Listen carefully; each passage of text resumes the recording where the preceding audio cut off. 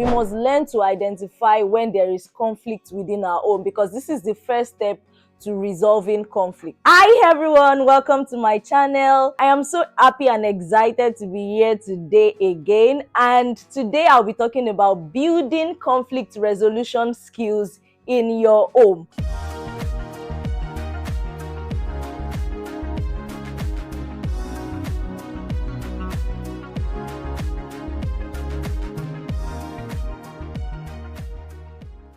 So if you are always fighting with your spouse, or always fighting with your children, your parents, or your friends, this video is for you, because you are an incredibly and absolutely normal person. For those who may not know me, if you are tuning in for the first time, my name is Olufumi Odumuagu, and I am passionate about homemaking, and I am enthusiastic about helping people build a very peaceable, loving, and home atmosphere. And I share different types of homemaking content to help with this. If you are a returning subscriber, thank you so much for tuning in again. So let me get started. Conflict resolution is the ability to navigate and resolve disagreements effectively. These skills are essential for building a very peaceful and loving home. So you need conflict resolution skills to reduce tension in your home, to help you reduce stress in your home and stress generally. And to be honest, conflict also helps to strengthen your bond with your spouse and your children if you manage it effectively.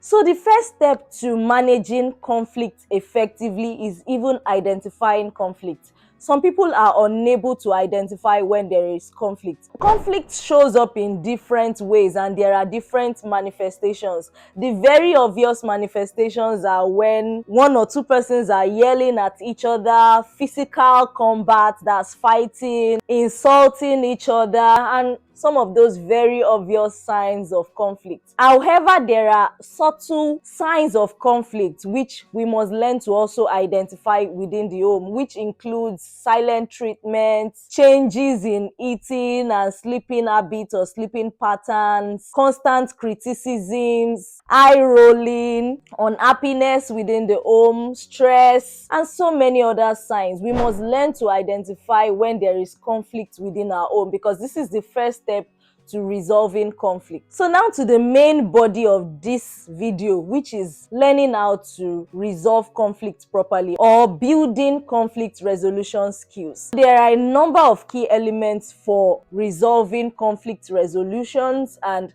I will go over some of them which are very important in the home space. So the first key element I will talk about is learning emotional intelligence. In my previous video, I talked about emotional intelligence and different aspects of emotional intelligence and how to build your emotional intelligence. You can watch that video, but I will highlight some of those parts that pertains to conflict resolution. The first part I will talk about is learning how to self-regulate, and that involves not responding immediately there is a conflict. If your spouse says something that you're not cool with, do not be too quick to just respond how you feel like it. Don't give them a piece of your mind. Calm down and take a few deep breaths before you respond to them. And if you are unable to speak calmly, then walk away to cool off. You can practice some other proven activities in this moment, like taking deep breaths, praying in tongues at that moment if you're a Christian, and even walking away. Another aspect of emotional intelligence that will really help you to build conflict resolution skills is learning empathy. Empathy is the ability of seeing how other people think and being able to understand their emotions. Being able to understand your spouse will help you to be able to resolve conflict easily. And even when you are dealing with a very difficult spouse, just learning to understand their own emotional perspective would help you to regulate yourself properly and behave appropriately in the face of conflict. The second key element I'll talk about is learning how to negotiate. Negotiation is coming to a middle point or an agreement between two parties, and in this case, the person you are having conflict with. The first thing I would say about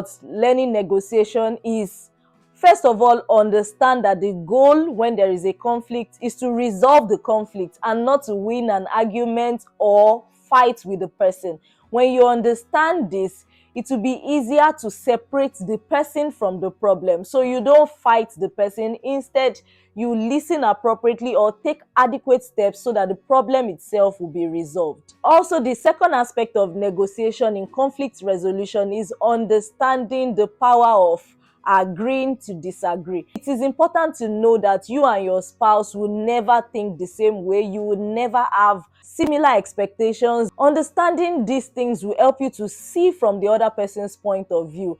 And times when you are unable to come to a middle point or a middle ground, you can always agree to disagree. That is usually a good place to start conflict resolution from. That is, you can tell your spouse, okay, in this matter, we do not agree. And yes, we both agree to disagree. And that is a good common point enough for conflict resolution to start. The third key element is practicing active listening. Active listening is not just walking up and down the house and allowing your spouse to rant. When there is a conflict, you want to stay put and listen to your spouse or your children or whoever you are in a conflict with. You want to listen to them with rapt attention, maintain eye contact, listen to them, and do not interrupt them while speaking. Allow them to finish what they want to say, and do not listen just for the sake of responding. Listen for the sake of really understanding their own point of view. And when you do this, it helps to calm the situation down when you don't just quickly respond or interrupt them. And apart from just maintaining eye contact, you want to nod in affirmation or try to summarize their words again, just to create the impression or to make them know that you are really listening to them and you want to understand their own point of view. The fourth key element of conflict resolution is effective communication. When there is a conflict, the way you communicate, the way you say it to your spouse really matters. I know that most of us do not know how to communicate properly when we are angry or when we are provoked already, but this is a skill you want to learn. And one of the ways of communicating effectively is learning to use the I statement instead of using the you statement. So you say things like, I feel frustrated, or not taking the trash out makes me feel irritated and uneasy in the house. Instead of saying things like, you never take the trash out, you are irresponsible, you are useless, and saying those kind of words.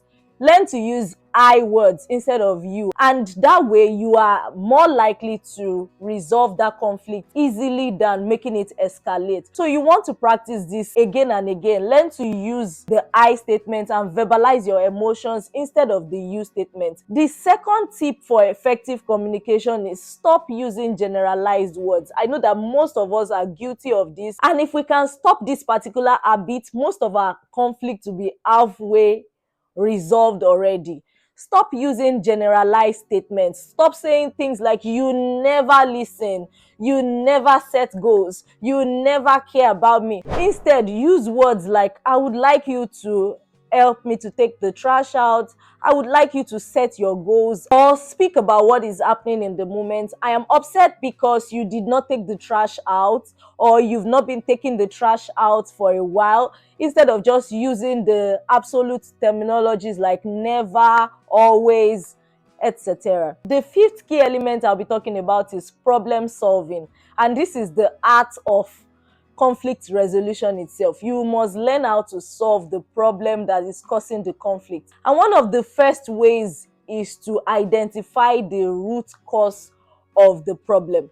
And this happens when the atmosphere is calm. You might call for a family meeting, you might call for your spouse to sit up or give them an appointment to talk about this. And when you identify, sometimes some of us are just angry with our spouse without even knowing what exactly is the root cause of the problem. You can brainstorm and find out that your real problem is maybe attention, or is not giving you attention, or he comes back late from work, or is not meeting up to expectation in certain areas of life. Identifying the root cause of the problem is the first step towards problem solving. The second step is collaboratively brainstorming possible solutions to the problem. So for example, if your spouse is not taking out the trash and you want them to do that for you, at that moment you might learn how to say, oh, can you tell me, can you remind me of when you want me to do this, if in case I am not paying attention. Doing this, you will collaboratively find effective ways to solve this problem. Also, you can agree on a plan on how to solve the problem, or even how to resolve conflicts whenever they come again the next time, so that they do not escalate into very big problems. The sixth key element I'll talk about is patience. Learn to be patient. Understand that conflict resolution is not always automatic or immediate.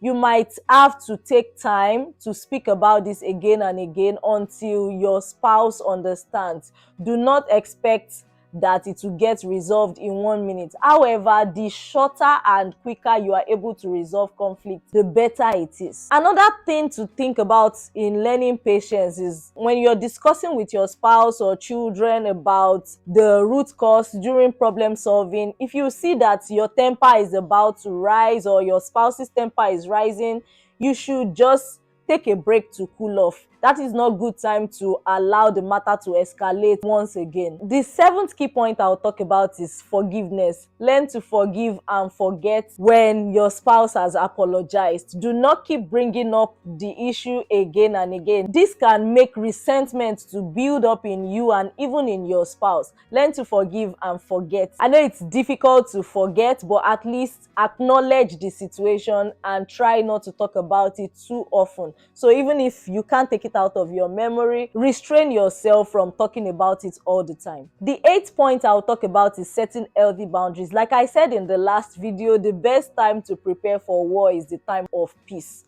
And this applies to conflict resolution. The best time to prepare for conflict resolution is when there is peace. Set boundaries on places you would not cross when you have conflict. So you can tell your spouse and clearly agree between yourselves that when there is conflict, you will not yell at each other, you will not get physical and start fighting each other, you will not throw things, you will not leave the house and slam the door. Just have agreements on how you want to resolve conflict and set boundaries around that you must not cross. Also, learn to clearly communicate your expectations. Sometimes we have expectations that do not tally with what our spouse and our children are thinking, but clearly stating your own expectations can help them to know their boundaries. Sometimes people don't know what you are thinking, they don't know your expectations. So verbalizing it properly will help you to set appropriate boundaries and help you to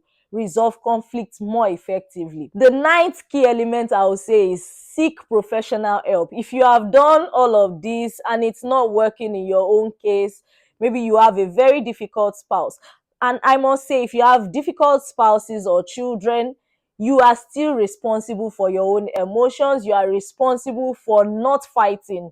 Don't fight with that person. There are scriptures that say don't argue with a fool, for example, so that you don't even become a fool like him yourself or are like yourself. So dragging yourself into the mud makes you also a difficult person. So you that are self-aware, be more conscious and regulate your emotions and don't allow conflict to escalate in your home. And if you have done all of this, please seek professional help if nothing else is working. Speak with your mentors, and that is why it is important to have mentors and to ensure that your spouse has mentors too, or your children have mentors too. They have people that they can listen to. If you see that you are unable to resolve the conflict with all of this, you can reach out to their mentors or even reach out to a counselor. If you are in a marital relationship, for example, you might reach out to a marriage counselor and invite your spouse. Seek professional help. Stop trying to pretend that the conflict is not there when it is actually there, because this can lead to long-term resentment, stress in your home, and will not make you have a fulfilling and happy home. I hope that you have learned one or two things from this video and you would learn to resolve your conflicts more appropriately and effectively. And I also hope that these tips will help you to minimize conflict within your home. Thank you so much for watching this video till the end. Kindly like this video. And if you've not subscribed to my channel yet, please kindly subscribe to my channel. This will help my videos to get to more people who need this information and will help us to change the world together and make the world a better place at large. Thank you so much for watching till the end. Have an amazing time and see you in my next video. Bye.